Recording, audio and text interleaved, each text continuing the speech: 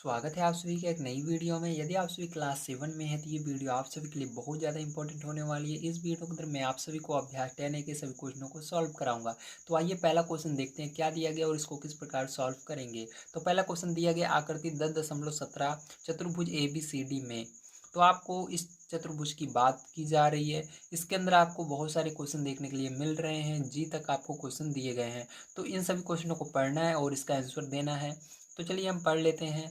ए number का question दिया गया है कितनी भुजाएं हैं। तो भुजाएं कैसे पहचानते हैं, तो जैसा कि आप सभी देख सकते हैं ये एक चतुर्भुज है और ये हमारी चार लाइनों से मिलकर बना हुआ है और जो ये चार लाइनें होती हैं इन्हीं को हम भुजाएं बोलते हैं। तो यहाँ पर ध्यान रखिएगा इसका नाम कैसे लेते हैं। तो ए बी, यहाँ से यहाँ तक आपका ए से लेकर बी तक पहली लाइन है इसलिए ए बी पहली भुजा हो जाएगी। दूसरी हो जाएगी बी सी, उसके बाद सी डी, फिर डी ए। ठीक है, इस तरह से आपकी चार भुजाएं हैं। अब ध्यान समझिएगा, इसके अंदर आप इसको आंसर में आप लिख देंगे कितनी भुजाएं हैं, तो केवल आपको चार भुजाएं लिखना है। तो आपको समझ में आ गया होगा कौन कौन सी आपकी भुजाएं हैं। तो चलिए हम इसको कॉपी में लिख लेते हैं, चार भुजाएं। तो पहले में आपको चार लिख देना है क्योंकि आपकी चार भुजाएं हैं। तो आइए आगे देखते हैं। तो यहाँ पर दिया गया है कितने अंतःकोण हैं। तो अंतःकोण क्या होते हैं, जो अंदर की ओर बने हुए कोण होते हैं उनको अंतःकोण कहते हैं। तो देखिए यहाँ पर ए जहाँ पर है वहाँ पर कोण बनता है। जहाँ ध्यान रखिएगा, जहाँ पर दो भुजाएं आपस में मिलेंगी, मैंने बताया भुजाएं किसे कहते हैं, जो लाइनें खींची रहती हैं इनको भुजाएं कहती हैं। जहाँ पर दो भुजाएं आपस में मिलती हैं वहीं पर एक कोण बनता है। देखिए एक भुजा इधर से जा रही है और एक भुजा इधर से आकर यहाँ पर मिल रही है, तो यहाँ पर एक कोण बन रहा है, एक कोण यहाँ पर बन रहा है, एक कोण यहाँ पर बन रहा है, एक कोण यहाँ पर बन रहा है। तो टोटल इसके अंदर कितने कोण हैं, चार कोण है। तो इसके अंदर भी आपको चार लिख देना है। ठीक है, इस तरह से। चलिए इसके बाद सी नंबर का इसका ऑप्शन क्वेश्चन देखते हैं क्या दिया गया है। तो सी नंबर का क्वेश्चन दिया गया है सम्मुख कोणों के कितने युग्म हैं। मतलब आपको बताना है सम्मुख कोण के कितने युग्म हैं। ठीक है, तो देखिए सम्मुख कोण क्या होते हैं, यहाँ पर जो कोण बना है यहाँ पर कोण बना है, युग्म मतलब जोड़े। तो देखिए यहाँ पर जोड़ा देखना है आपको। भले ही मैंने बताया कोण तो चार है लेकिन जोड़ा कितना है, तो देखिए एक जोड़ा यहाँ पर बनेगा। जोड़ा यानी दो कोण एक साथ लिए जाते हैं जोड़े में। तो एक कोण ये ले लेंगे, एक कोण ये, तो एक जोड़ा हो गया। इस तरह से एक कोण ये एक कोण ये, तो दो जोड़ा हो गया। कितना हो गया, दो जोड़ा। तो यहाँ पर दो लिख देना है। ठीक है, कितने जोड़े हैं, दो जोड़े हैं। चलिए इसके बाद डी नंबर का देख लेते हैं। तो डी नंबर क्वेश्चन आपको दिया गया है संलग्न भुजाओं के कितने जोड़े हैं। ठीक है, संलग्न भुजाएं मतलब क्या होती है, ध्यान समझना।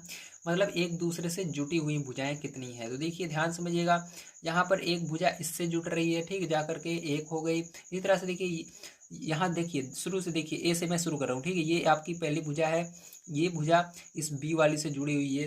ठीक है, ए से लेकर के सी तक, मतलब एक भुजा यहाँ पर यहाँ तक गई हुई है, ये पहली भुजा हो गई। अब इसी तरह देखिए यहाँ से आगे देखिए, यहाँ से यहाँ तक दो भुजा हो गई। फिर देखिए यहाँ से यहाँ तक मिल लिया, अब यहाँ से यहाँ तक तीन हो गई।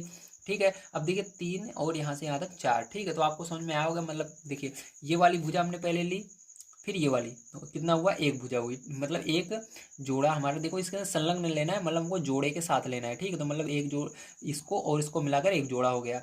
अब देखिए इसको ऊपर वाली को छोड़ दीजिए, ये बचेगी और ये बचेगी, इन दोनों को ले लीजिए, दो हो गया। अब इस ऊपर वाले को छोड़ दीजिए, ये ले लीजिए, ये ले लीजिए, तीन हो गया। अब इसको छोड़ दीजिए, ये ले लीजिए, ये ले लीजिए, चार। ठीक है, तो कितने जोड़े हैं संलग्न भुजाओं के, तो चार जोड़े हैं। तो यहाँ पर चार आपको लिख देना है।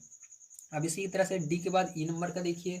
तो ई नंबर का क्वेश्चन आपको कह रहा है कितने विकर्ण होते हैं। तो विकर्ण क्या होता है, ध्यान समझिएगा। अगर आप यहाँ से ए से एक सीधी लाइन सी तक खींचते हो तो इसे विकर्ण कहते हैं। ठीक है, इस कोण से लेकर के, मतलब यहाँ पर जो भुजा मिल रही है आकर के, दो भुजाएं मिल रही हैं, यहाँ से लेकर के यहाँ तक अगर आप लाइन खींचोगे, ठीक, होते हुए केंद्र से होकर जाना चाहिए। तो केंद्र से होकर ऐसे जब खींचोगे आप लाइन को तो विकर्ण कहलाएगा। इस तरह से यहाँ पर दो विकर्ण आप इसके अंदर खींच सकते हो। ठीक है, यहाँ से यहाँ तक खींचोगे, यहाँ से यहाँ तक, तो दो होगा इसका। ठीक है, तो इस हमेशा चतुर्भुज में कितने विकर्ण होते हैं, दो होते हैं, ध्यान रखिएगा।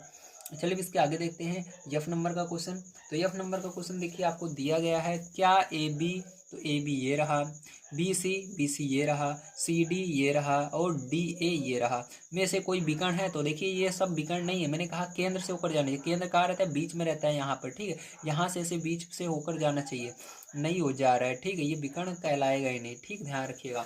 तो यहाँ पर क्या है, ये इनमें से कोई भी विकर्ण नहीं है, इसलिए ये नहीं हो जाएगा। अब देखिए इसके अंदर आगे देखते हैं। जी नंबर का। तो जी नंबर का क्वेश्चन दिया गया है कितने शीर्ष हैं, तो शीर्ष भी ध्यान रखिएगा, शीर्ष उसी को कहते हैं जहाँ पर ये लिखे हुए हैं, जहाँ पर दो भुजाएं आपस में मिलती है। तो एक भुजा देखिए ये वाली और ये वाली भुजा कहाँ पर मिल रही है, बी पर मिल रही है। एक यहाँ पर एक शीर्ष हो गया, इसी तरह 2 3 4, तो कितने शीर्ष हैं टोटल, 4 शीर्ष हैं आपके, तो यहाँ पर 4 लिख देंगे। ठीक है, आपको समझ में आया, वेरी गुड। चलिए इसके बाद सेकंड नंबर क्वेश्चन देखते हैं क्या दिया गया और उसको किस तरह सॉल्व करेंगे। तो देखिए दूसरा नंबर क्वेश्चन आपको दिया गया है, उपयुक्त आकृति 10.17 के आधार पर अपनी अभ्यास पुस्तिका में रिक्त स्थानों की पूर्ति कीजिए। मतलब इसी के चित्र को देख करके आपको इन क्वेश्चन को सॉल्व करना है। तो दिया गया क्यों डैश क्षेत्र में स्थित है, मतलब क्यों कहाँ पर स्थित है इसको बताना है। तो देखिए क्यों इसके अंदर देखिए कहाँ पर है, बीच में, मतलब ये आप लिख सकते हो अंतः क्षेत्र में, मतलब अंदर की ओर रहता है। क्षेत्र यानी होता है जहाँ एरिया जिसको कहते हैं, ठीक, क्षेत्र मतलब एरिया होता है जहाँ पर स्थित है। देखिए ये अंदर की ओर स्थित है, इसलिए इसको शुद्ध हिंदी में कहेंगे अंतः, क्या कहेंगे, अंतः क्षेत्र। ठीक है, तो पहले में क्या लिख दोगे आप, इसके ए नंबर में आपको अंतः लिख देना है। ठीक है, कहाँ पर स्थित है, अंतः क्षेत्र में। क्षेत्र आपके पहले ही दिया गया है बुक में, तो क्षेत्र लिखने की जरूरत नहीं है, बस आपको अंतः लिख देना है।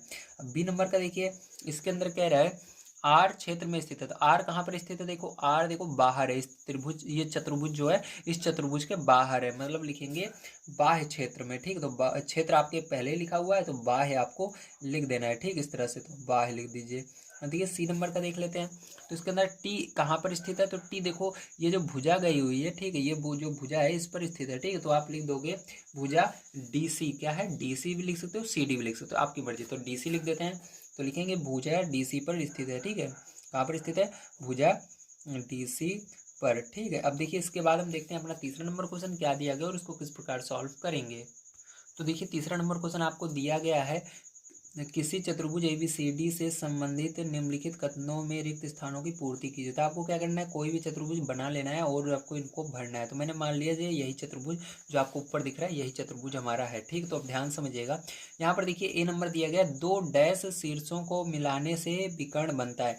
मतलब कौन सी दो शीर्ष को मिलाने पर, तो शीर्ष क्या होते हैं, ये होता है शीर्ष। ठीक है, ए हो गया, बी हो गया, ये सब शीर्ष है। ठीक, जहाँ पर दो भुजाएं आपस में मिल रही हैं यही शीर्ष हो गए। तो देखिए दो शीर्ष मतलब दो सम्मुख शीर्ष, देखो विकर्ण बनाने के लिए हमको क्या करना पड़ता है, सामने सामने मिलाना पड़ता है ना। इसको ए को सी से मिलाया था तब हमारा विकर्ण बनाया था, मैंने बताया था ना इसके अंदर आपको, और बी को जब डी से मिलाया था तब बना था। तो देखिए इसी तरह से आप यहाँ पर लिख दोगे सम्मुख, क्या लिखोगे, सम्मुख। ठीक है, तो यहाँ पर होगा सम्मुख, अगर हम शीर्ष को मिलाएंगे तो हमारा क्या बनेगा, विकर्ण। तो पहले में हो जाएगा सम्मुख। चलिए अब इसके बी नंबर को देख लेते हैं।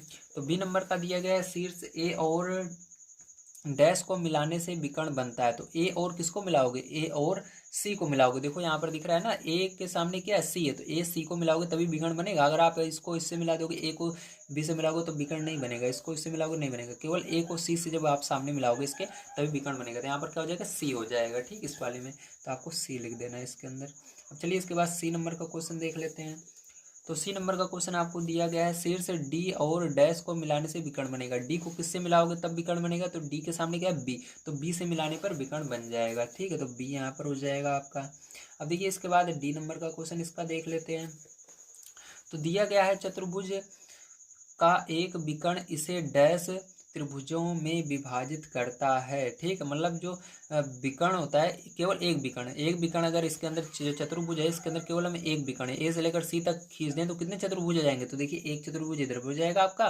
ठीक है, मतलब यहाँ पर लाइन खींच गई, तो यहाँ पर अगर लाइन खींच जाएगी आपकी तो देखिए एक त्रिभुज इधर बन जाएगा। त्रिभुज की बात हो रही है जिसकी तीन भुजाएं, एक दो तीन भुजाएं, एक त्रिभुज इधर बनेगा, एक त्रिभुज इधर, तो दो त्रिभुज बन सकते हैं। तो आपका हो जाएगा दो, क्या हो जाएगा इसका आंसर, दो हो जाएगा। ठीक है, समझ में आया। चलिए अब 4 नंबर क्वेश्चन देखते हैं।